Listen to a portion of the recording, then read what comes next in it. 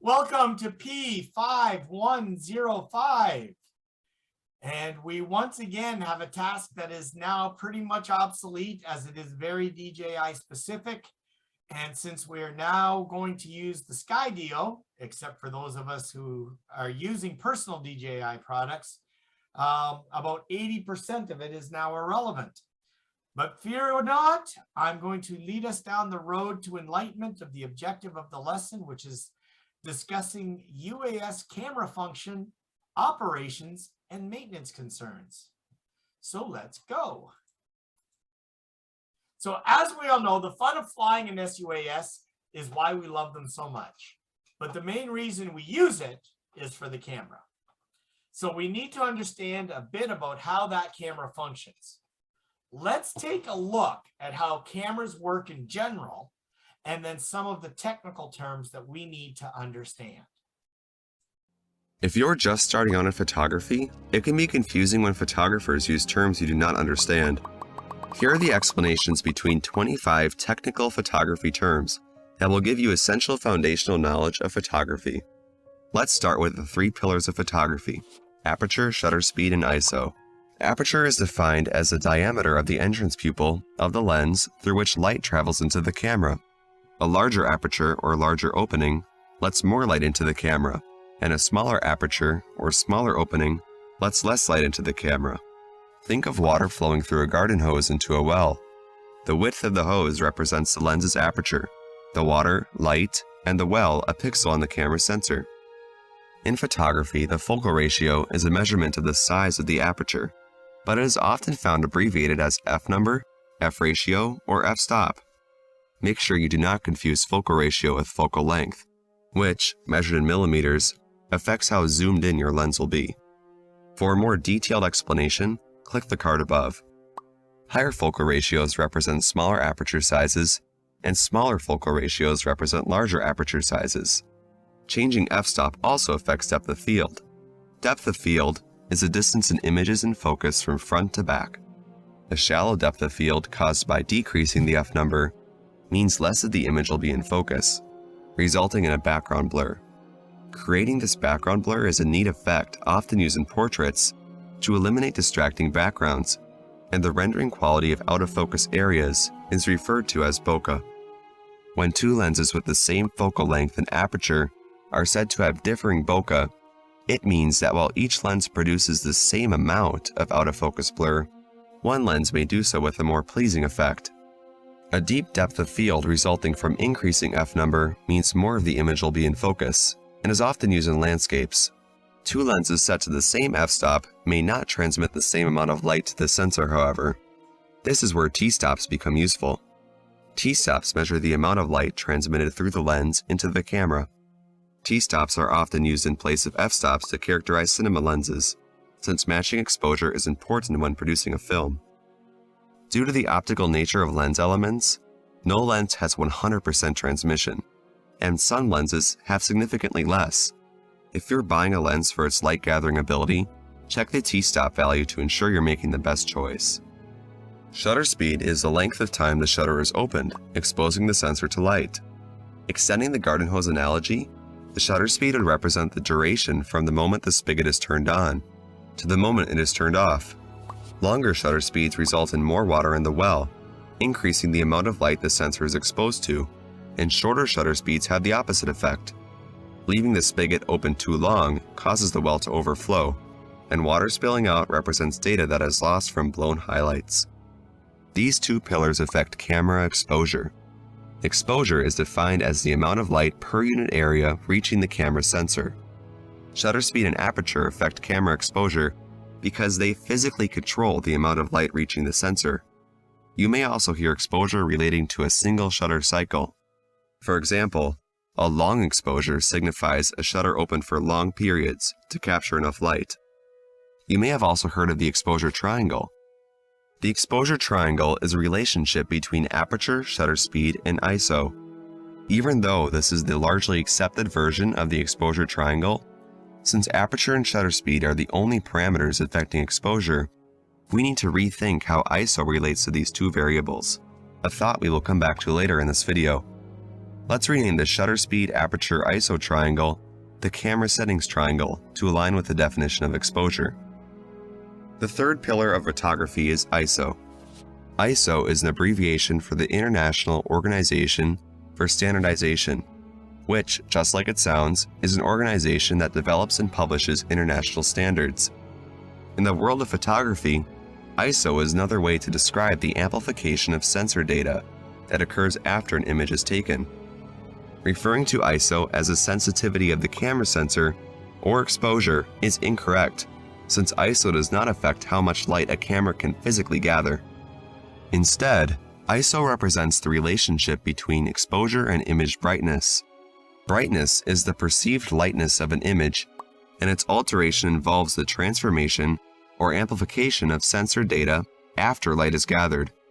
Raising ISO is principally the same as adjusting the exposure slider in Lightroom. The image is brightened and previously recorded signal is amplified.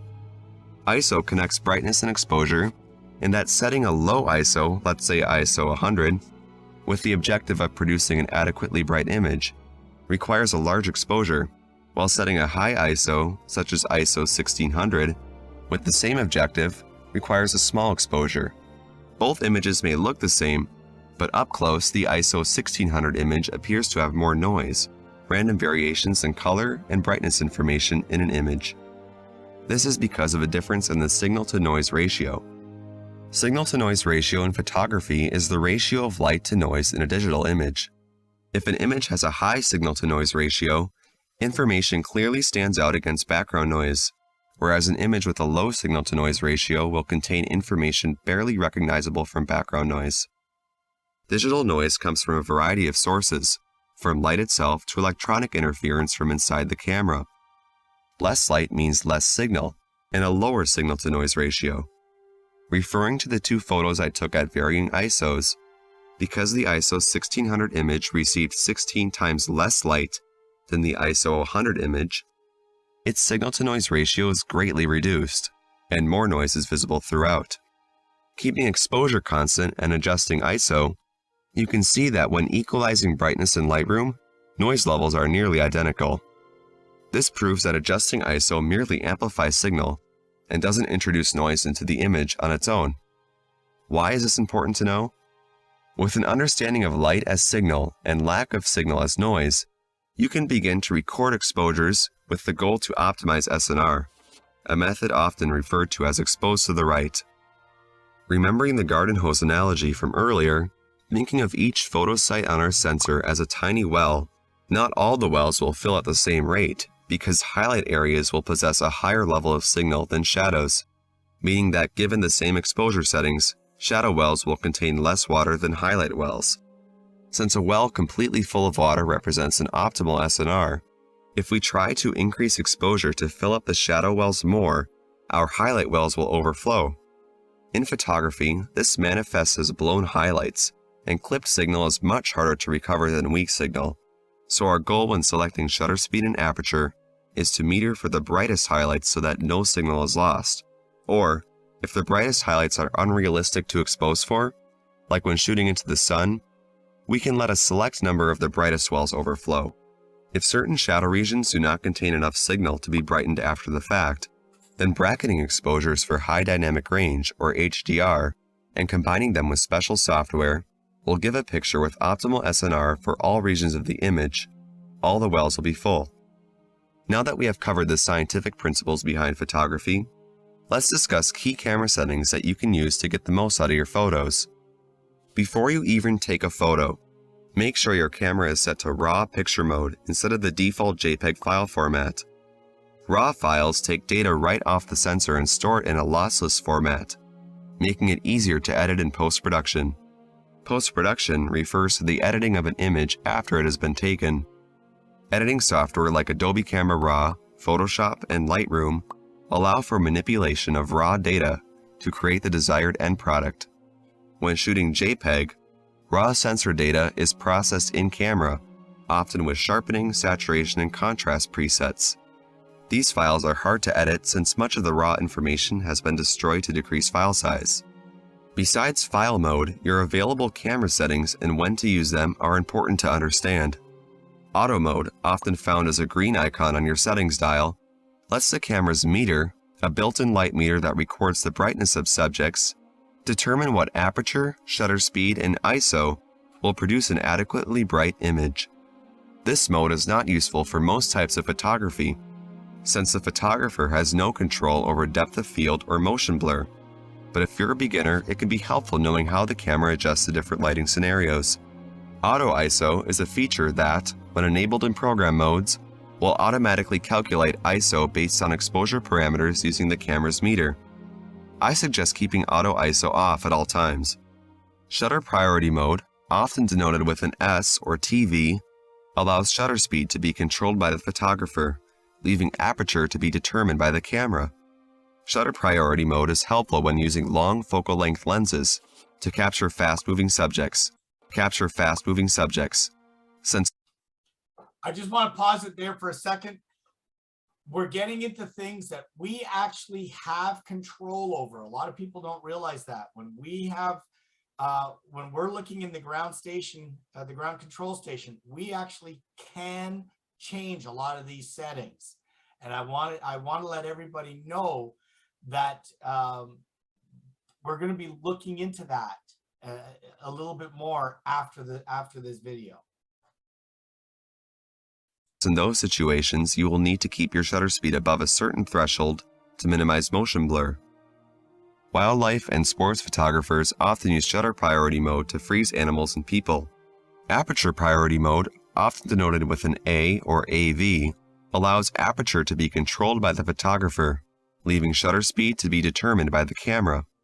Aperture priority mode is useful when trying to keep a constant depth of field, a commonality in portrait photography, or when needing to use the sweet spot of the lens.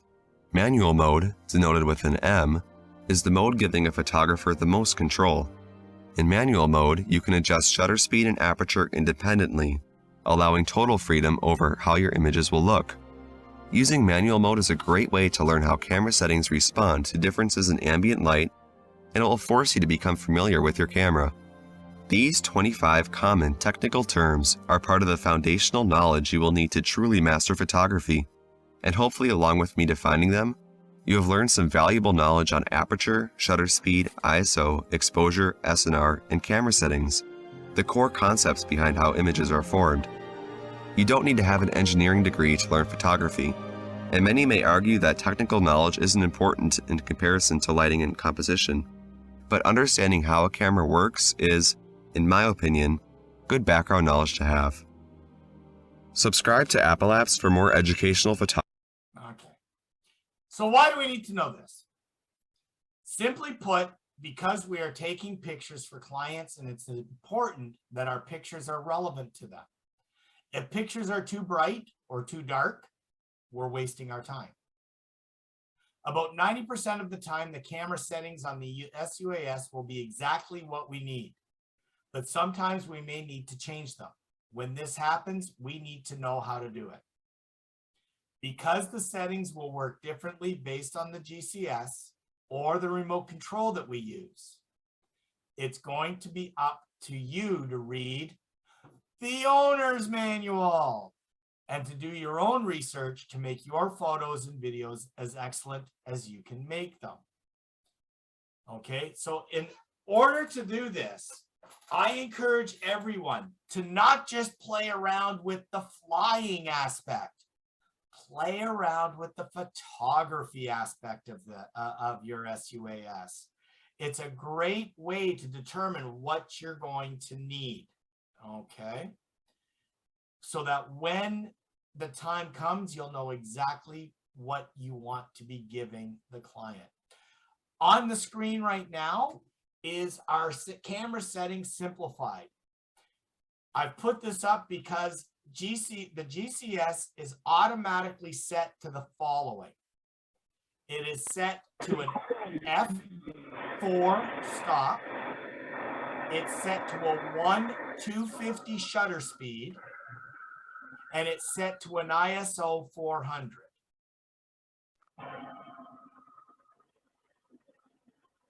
Okay, so if you want, for example, if you want more light brought in, you're either going to have to change the shutter speed or the ISO.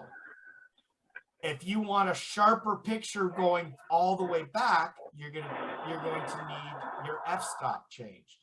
If you want everything in your photo to be sharp and crisp, you're going to want to bring that f-stop up.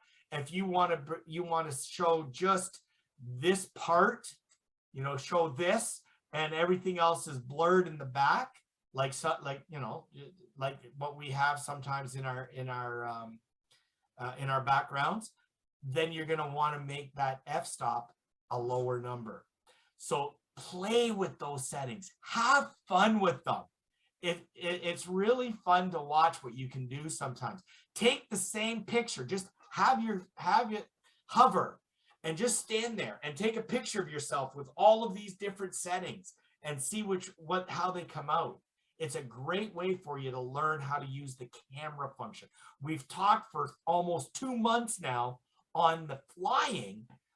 I want you to learn also how to play with the camera so that you get comfortable with that aspect as well. Okay, now let's talk a bit about SD cards. There are 2 things that you need to consider when you purchase an SD card for your SUAS. Size matters, but it's not what you think.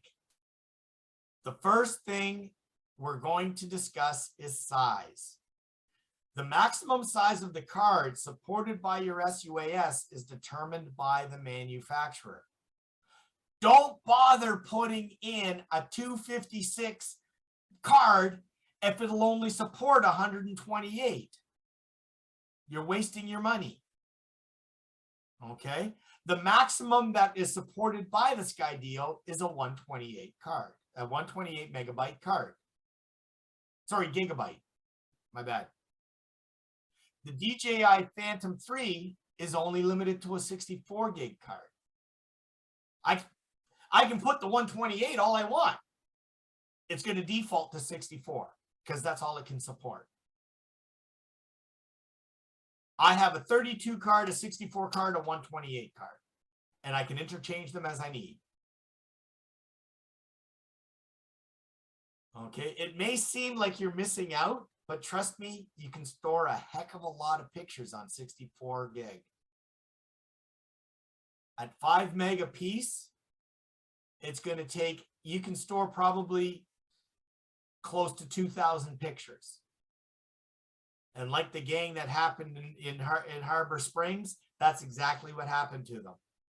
They stored that. That's why the second flight didn't go anywhere, because they had automatic. It didn't matter what they were doing for the whole 20 minutes that they were flying, and almost all of their prior batteries, they were just taking pictures. They didn't realize it. But yeah, that's why they had all of those pictures on there.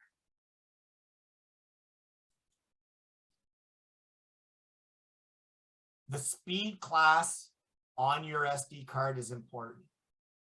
The speed class shows the minimum write speed of a memory card. Okay, it's in megabytes per second. There are 4 speed classes. Class 2 is at least 2 megabytes per second. Class 10 is 10 megabytes per second. Because we want to be shooting high resolution pictures and videos, we should always be using class 10 cards.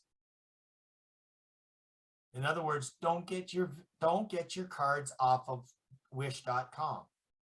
A great place to buy other things, but you need to be going to the proper places to buy your SD cards.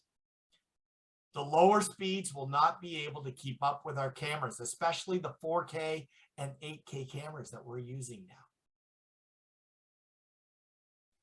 What's going to happen to your pictures? They're going to become pixelated. You're going to see those lines and those red dots, and that's what's going to happen because they can't catch up. The other type of class, because we are taking videos, is the UHS class. UHS stands for ultra high speed and refers to the minimum sustained writing performance for recording a video.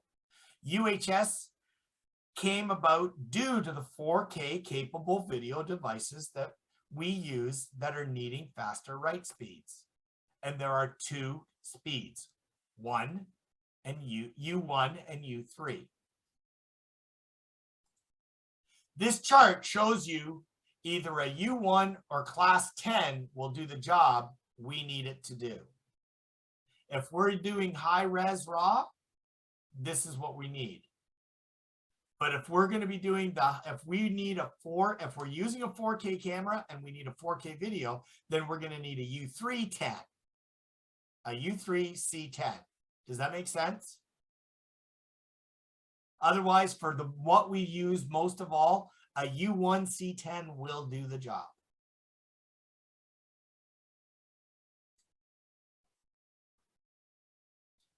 The third type of speed class is called video speed class, and it's used primarily by filmmakers. Occasionally, we might only see this type of class listed on the card, so we need to know what it means. Okay. In our case, we're taking the V10. More than likely, you won't find that higher class at Walmart anyways. The V30, V60, V90, that's what you're going to see in specialized stores, and they are extremely costly.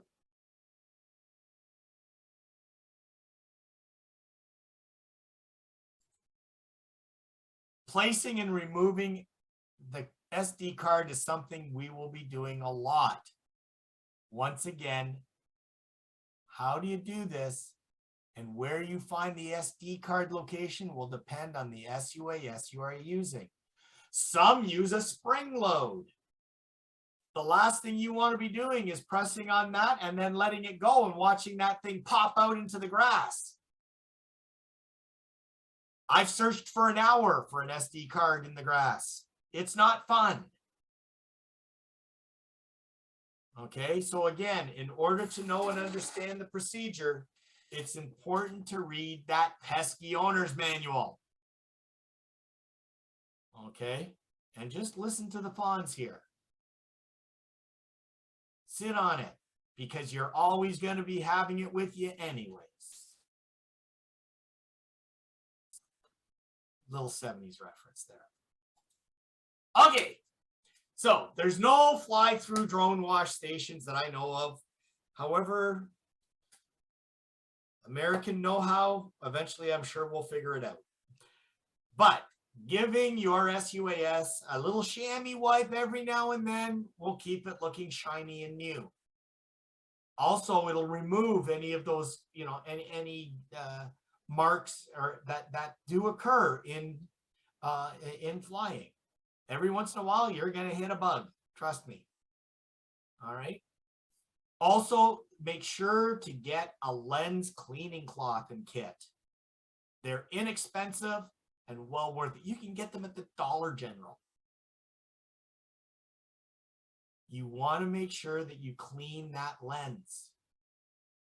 And although the unit itself is contained, it doesn't hurt to hit it with liquid air once in a while, either to get some sand or dust particles out of the body and the gimbal.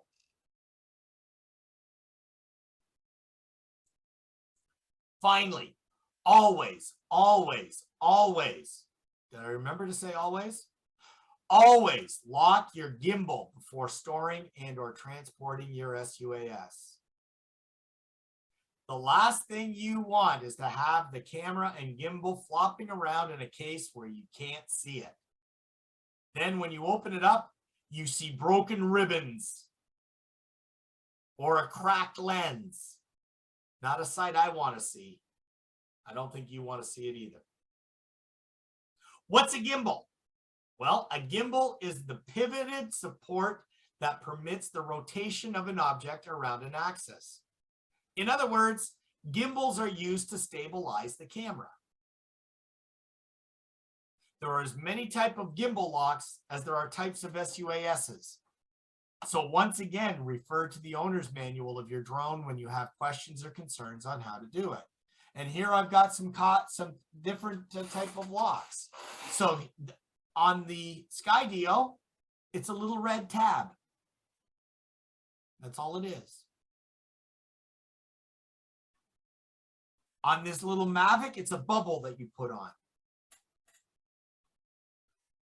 On the for the Phantom 3, it's a little clip. It clips to the top and just protects the camera lens. And in so doing, it locks the gimbal. The Phantom 3 also has this type of lock, which is a pain in the butt to put on. I'm going to tell you that right now. The Phantom 4, it locks onto this structure here.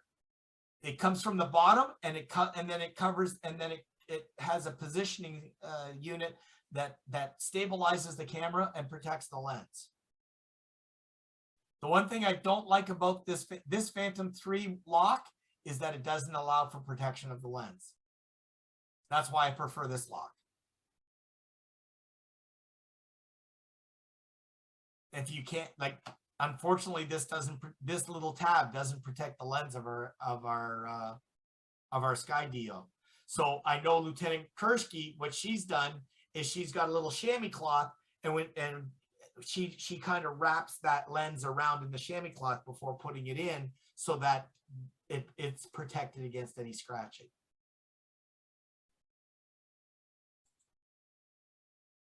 In the words of the immortal Porky Pig, but that's all, folks. Any questions on anything we've discussed tonight? All right, then. Any thoughts on filters? I have used filters personally. I like them. If you want to play around in photography, we don't use them. We don't use them per se in CAP. Okay. But sometimes it might not be a bad idea. We don't have any filters with any of the Sky Dios at this stage, but I do have a set of filters that I have for my Phantom 3. I don't have them for my 4 yet, but I do have a set for my 3. It allows me to do some weird and wonderful things with some of my pictures. But as a rule, we're not going to be using them that often. But it's something that you want to think about. Just what's happening here.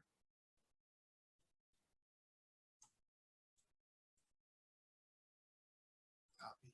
There we go. So I want to, where am I? Meeting controls.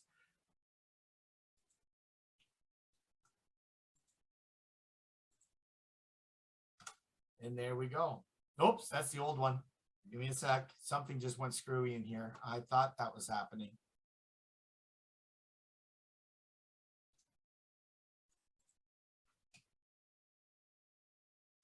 There we go. Let's try that again.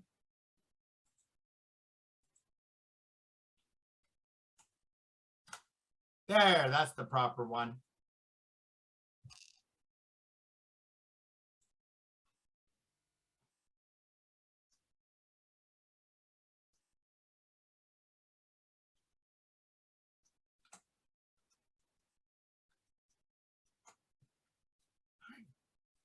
And that's the end of the session.